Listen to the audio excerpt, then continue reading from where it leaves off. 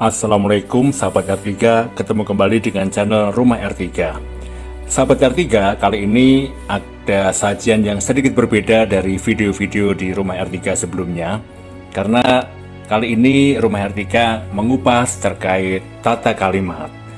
Nah, semoga kupasan kali ini bisa memberi manfaat bagi siapa saja, baik kakak-kakak yang sedang sekolah ataupun kuliah, bapak ibu guru yang mengajar, atau siapa saja yang membutuhkan.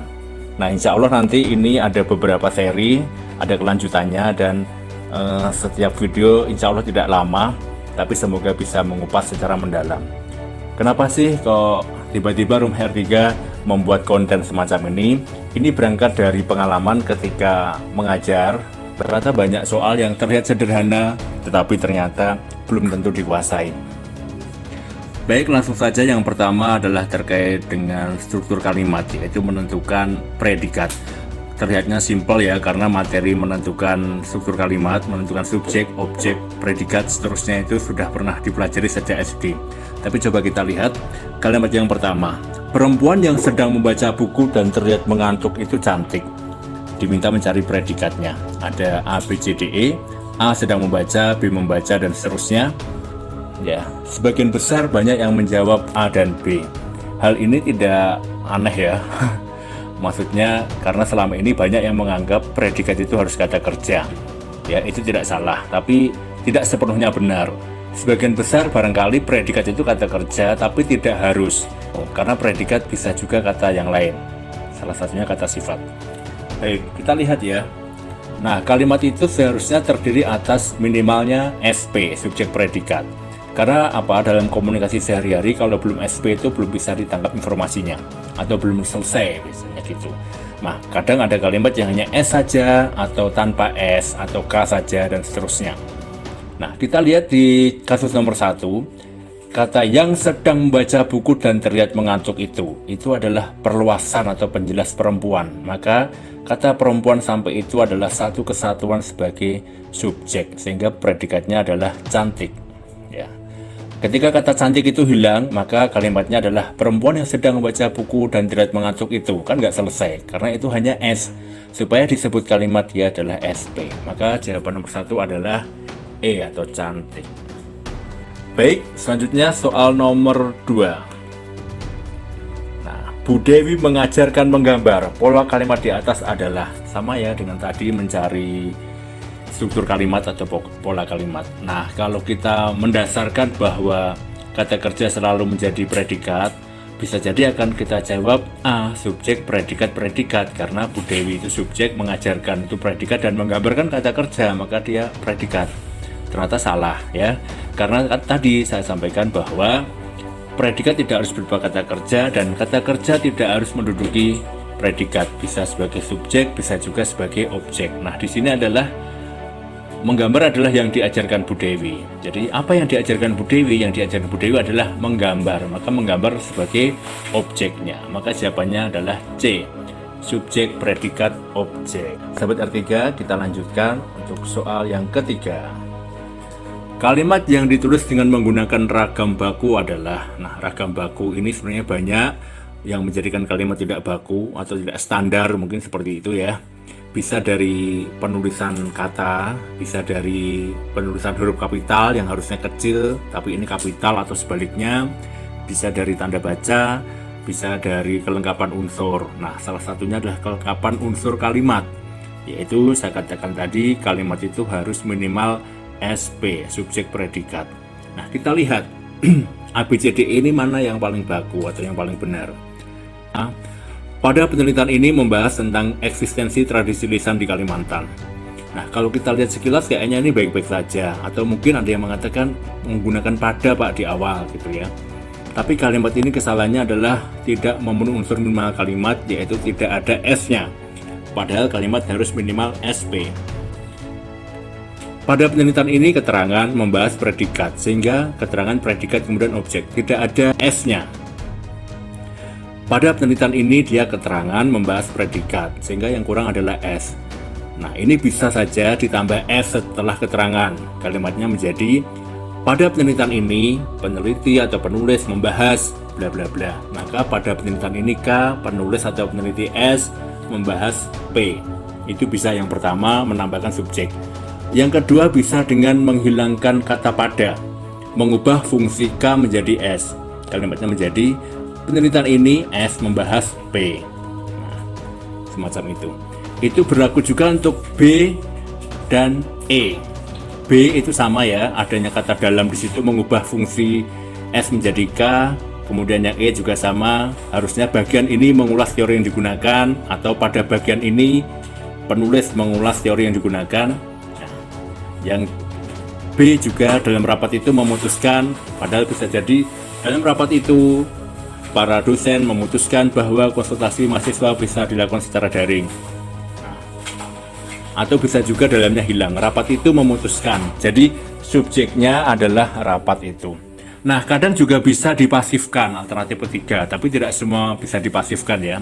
Menjadi dalam rapat itu diputuskan bahwa, diputuskan ini istilahnya subjeknya dilesapkan, ada subjeknya, jadi juga diperbolehkan. Tapi ingat tidak semua bisa dipasifkan. Kemudian kalau yang C, ini dia hanya subjek saja, tidak ada predikatnya yang harusnya minimal ada di sana. Penelitian terdahulu yang relevan dengan penelitian yang saat ini kita kerjakan. Kenapa penelitian terdahulu itu? Nah, itu hanya penelitian terdahulu saja, hanya S. Maka jawabannya adalah D. Bagian ini memaparkan metode penelitian, bagian ini S memaparkan P, metode penelitian O. Baik, langsung saja untuk nomor 4. Kalimat manakah di bawah ini yang ditulis sesuai dengan kaidah yang baku? Nah, tadi sudah sempat disinggung, yang baku itu banyak hal, bisa juga karena kehematan. Tidak baku karena berlebihan dalam penggunaan kata atau tidak hemat. Yang A, kita harus saling tolong-menolong. Saling tolong-menolong itu dianggap tidak baku atau berlebihan. Meskipun kadang dalam komunikasi lisan kita masih sering menggunakan ya, karena kurang begitu disadari. Tapi kalau komunikasi tulis biasanya akan mudah kita sadari.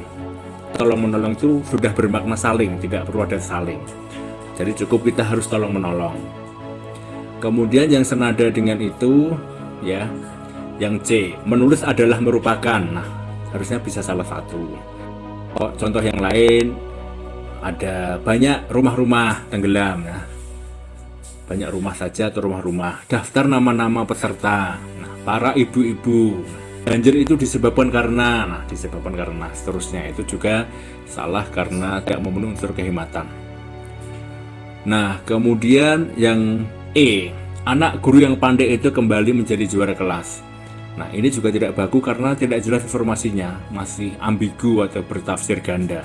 Yang pandai itu anaknya atau gurunya, nah kan tidak jelas itu. Itu juga tidak baku karena belum bisa dimaknai secara tunggal gitu, dia masih bertafsir ganda. Nah, yang mendekati adalah B dan D. Sekilas sama-sama tidak efektif ya, karena yang B itu ada mundur ke belakang, yang D maju ke depan, tetapi kasusnya atau konteks kalimatnya berbeda. Yang B, Budian meminta Andi untuk mundur ke belakang beberapa langkah. Nah, kalau ke belakang hilang itu masih bisa nggak? Oh, ternyata masih bisa, karena gini, kalimatnya menjadi Budian meminta Andi untuk mundur beberapa langkah, kan bisa ke belakang hilang, sehingga ke belakang itu penjelas mundur, sehingga harusnya nggak perlu, wong sudah jelas namanya mundur pasti ke belakang. Tapi beda kasusnya dengan yang D. Pak Andi meminta Dina untuk maju ke depan kelas membaca puisi. Nah, di sini ke depan bukan lagi penjelas maju, tapi dia adalah konjungsi ke depan kelas gitu. Jadi maju ke depan kelas membaca puisi. Coba kalau ke depan hilang nggak bisa. Pak Andi meminta Dina untuk, nah kan depan kelas membaca puisi nggak bisa, sehingga konteksnya berbeda, sehingga jawabannya adalah D. Yang terakhir soal nomor 5. Penulisan di bawah ini yang benar adalah A. Mempesona, B. Mengkonsumsi, C. Bertanda tangan, D. Penanda tanganan, E. Mempopulerkan. Ini ada dua hal yang berbeda antara A, B, E, dan C, D. Kita bahas dulu yang A, B, E. Penulisan kata, perimbuhan gitu ya. Nah, untuk kasus ini tentu ada yang masih ingat barangkali. Kalau kata dasarnya diawali huruf K, P, T, S atau K, T, S, P. Nah, jadi kita lihat. Ada mempesona itu kata dasarnya adalah pesona, O diawali huruf P. Mengkonsumsi kata dasarnya konsumsi diawali huruf K. Mempopulerkan kata dasarnya populer diawali huruf P. Nah, bagi kata dasar yang diawali huruf K, P, T, dan S Jika dua huruf awal adalah konsonan, itu tetap. Jika tidak, berarti luluh. Misalkan nih, mempesona dan memproses sama-sama P, karena pesona dan proses. Tapi kalau pesona, huruf pertama adalah P, huruf kedua E, maka dia konsonan vokal.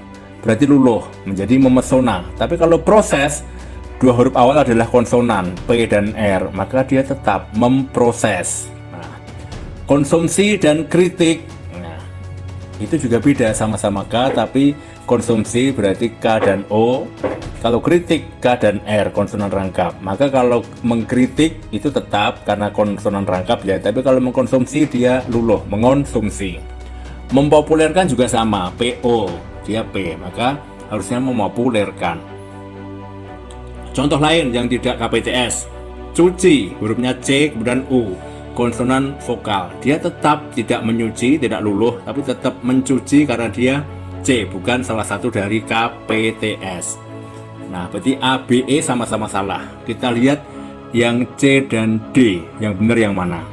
Nah, untuk kata berimbuhan semacam ini, jika imbuhannya terletak di awal dan di akhir, atau istilahnya konfiks, awalan dan akhiran, maka digabung. Kalau tidak, misalkan awalan saja atau prefix itu dipisah. Misalkan, tanda tangan mendapat awalan bertanda tangan. Dia hanya awalan saja, bukan awalan akhiran, maka dia dipisah. Bertanda spasi tangan, berarti betul yang C. Kita lihat yang D, penanda tanganan. Dia ada pean.